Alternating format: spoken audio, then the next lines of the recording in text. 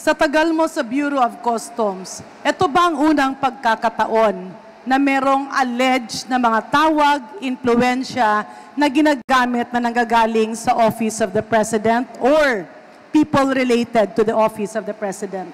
Your Honor, thank you very much. That was the first time sa buong buhay namin na operatiba na may nakikialam na anak mismo ng Presidente.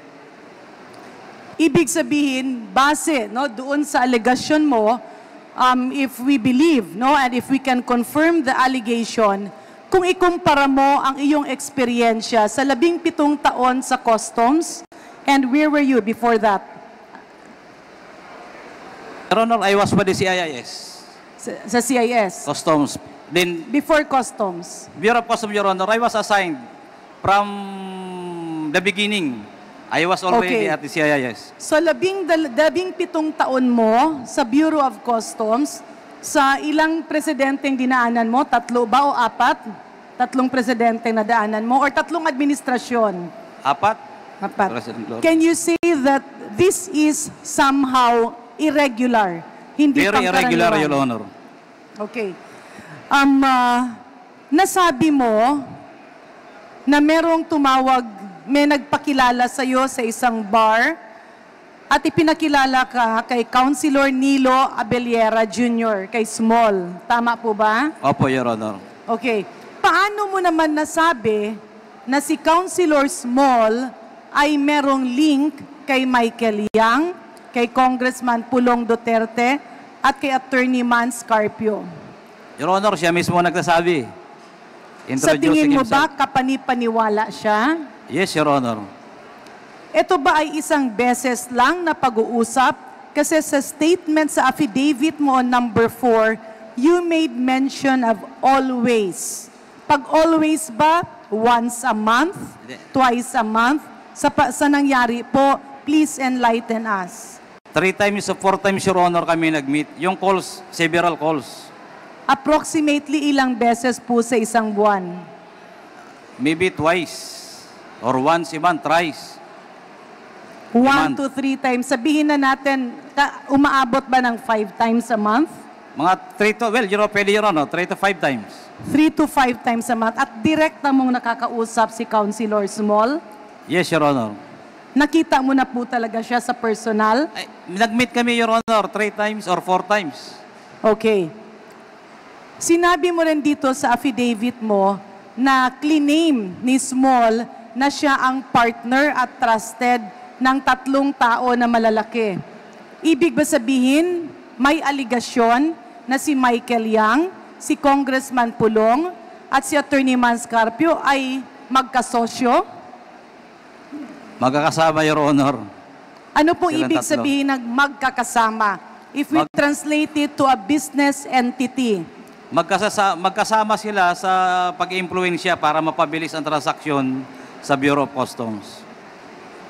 So parang tinitingnan mo na sila ay influencer, parang yes, ganon? Yes, Your Honor.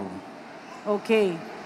Sinabi mo rin sa iyong affidavit na meron kang mga bodegero at pahinante na nagsasabing ang illegal drugs ay mixed up with said shipments. Can you expound on that pag sinabi mong mixed up?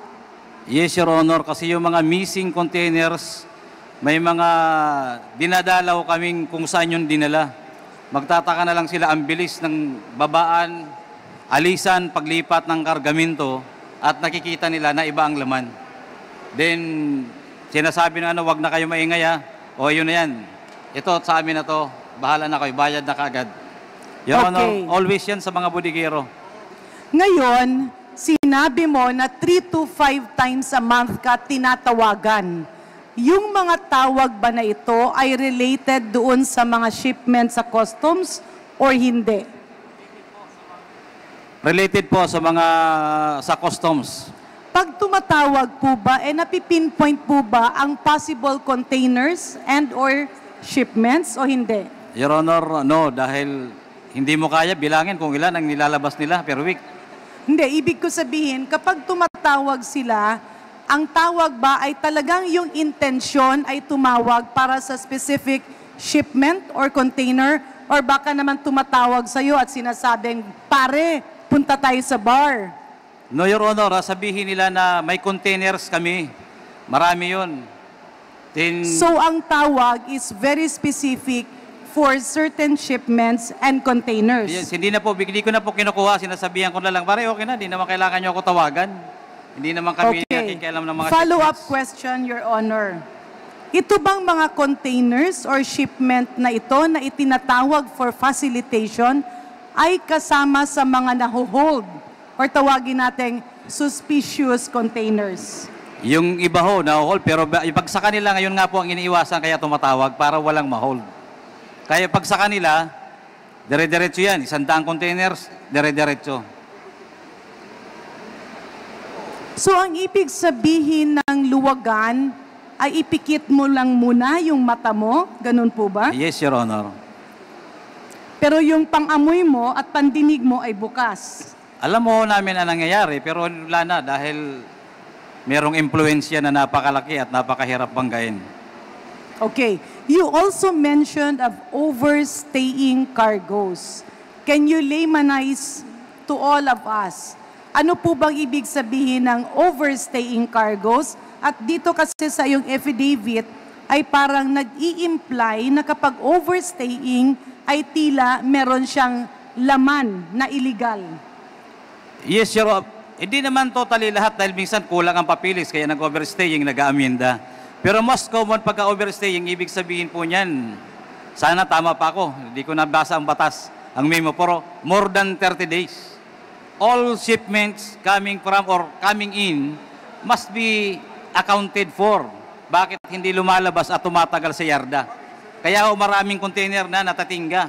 Dahil yan po yung mga overstaying, ang gusto nila lang gawin kung anong gustong mangyari, yan yung mga pinapalusot, walang papeles. Yung sabi ko nga kanina, siniswing, yun yung mga missing container, pag nakachimpo, palalabasin nila. Linawin lang po natin ulit ha. Pag sinabi mo, kasi dito sinasabi mo, may pinagdudahan kayo na overstaying cargoes under VECABA trading shipment. Ang ibig po ba sabihin nito, overstaying, kapag ang isang cargo or the certain cargoes are overstaying, it simply means pwede na siyang pikit mata ka na. Yung ba yun? No, Your Honor. Ibig sabihin po, walang naglalodge ng entry, walang nagpo-process ng dokumento niya sa Kaya loob nga. ng 30 days ng Bureau of Customs. Sometimes magiging suspicious ka na bakit walang gumagalaw sa kargamento na yun. Bakit hanggang nandoon pa?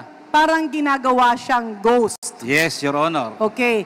So, ang overstaying cargoes are actually real cargoes but are transformed into ghost cargoes. Nangyayari pag nawala na. Nandiyan siya, pero kunyari, hindi nyo nakikita. Okay. Moving forward, may sinabi ka kasing politiko na kalaban. And earlier you mentioned that it was former Senator Sonny Trillanes. Yes, Your Honor. Can you expound on this? Ano po ang naging circumstansya? Your Honor, nung nandun ako, alam niyo, Your Honor, when I was arrested ng NBI, headed by then Attorney, I think, Dimaano, sinabihan niya kagad ako na ako may direct line kay Secretary. Kung anong gusto mo, sabihin mo. Sabi ko, for what? Teka, paki-expound po. Sinabing may You have direct 1 minute. line kay May direct Secretary. line siya kay Secretary, yung nag-aresto sa akin. Secretary sino po? Department of Justice.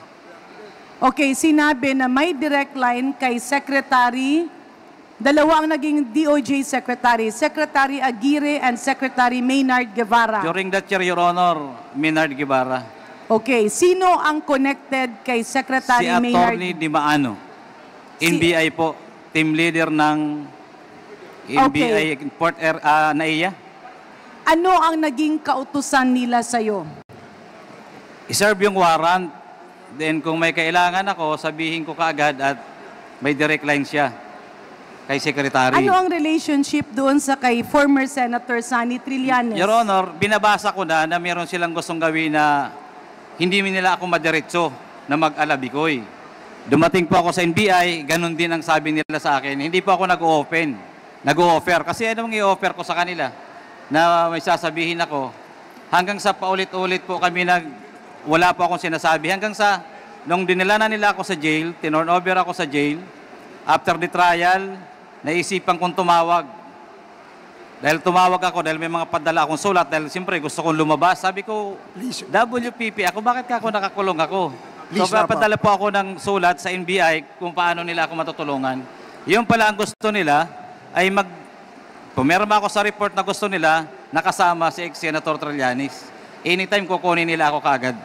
Ibig sabihin, may lumapit sa'yo from NBI at yung NBI na yon ay nag-name drop at sinabing malapit siya kay Secretary Maynard Guevara at meron silang report na pinapapirma sa'yo at dun sa report, parang sinasabi na idamay mo si Senator Sonny Trillanes.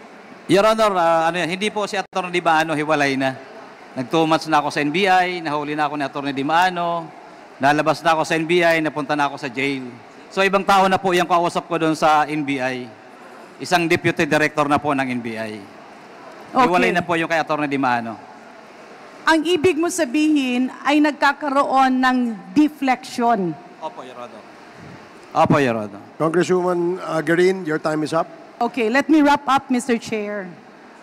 Mr. Chair, nasabi mo kanina nung ikaw ay nagbibigay ng iyong affidavit na madaldal si Michael Yang. Tama po ba? Maano po? Madaldal? Hindi po, si Abellera. Si Abellera Opo. madaldal. Opo. Okay. Sa pananaw mo, si Michael Yang ba, kung hindi siya ginawang Presidential Economic Advisor, ay magkakaroon ng ganitong impluensya o hindi? Your Honor, kahit na hindi siya gawin dahil may impluensya siya kay Pulong. So magkakaroon ng impluensya pa rin sa Bureau of Customs dahil yun ang negosyo nila. Nagkaroon po tayo ng celebrated na war on drugs. At narinig niyo po ito sa mga balita. Sa pananaw niyo po ba, bilang isang mamamayang Pilipino, ikumpara mo yung mga nakaraang administrasyon hanggang dumating ang last administration, may nagbago ba sa laban kontra droga or wala? Your Honor, wala pong nagbago, lalo pong lumala. Ang dami pong stocks, ang dami pong dumadaan sa custom during the past administration. Lutang at ang dami. Naglabasan po during the time, green tea, red tea, plus purong tea, pero shabu. Mas dumami po ang sinasabi lang po nila na wala, pero mas marami pong supply sa market during those times. Unlike today na kahit pa paano nababago, nararamdaman ng taong bayan na yung tao ngayon ay kumukunti ang addict ang gumagamit ng shabu. So Mr. Chair, to wrap up, there are 3 takeout points here that I would personally like to request that this Quad Committee pursue. Yung una-una po, if we can document na mas marami ang pumasok na kasabay nung war on drugs. Maraming pinapatay na maliliit na tao, yung pala marami ang pinapapasok. Baka pwede tayong matulungan ni Mr. Jimmy Guban dahil alam niya ang proseso. Pangalawa, nakakabahala po na tila napunta ang pananaw natin dito sa mga maliliit na taong pinapatay. Pero apparently, nagkakaroon ngayon ng testimonya na maraming itinuturo at nasisira ang buhay nila para pagtakpan kung sino man ang talagang nasa likod ng ito.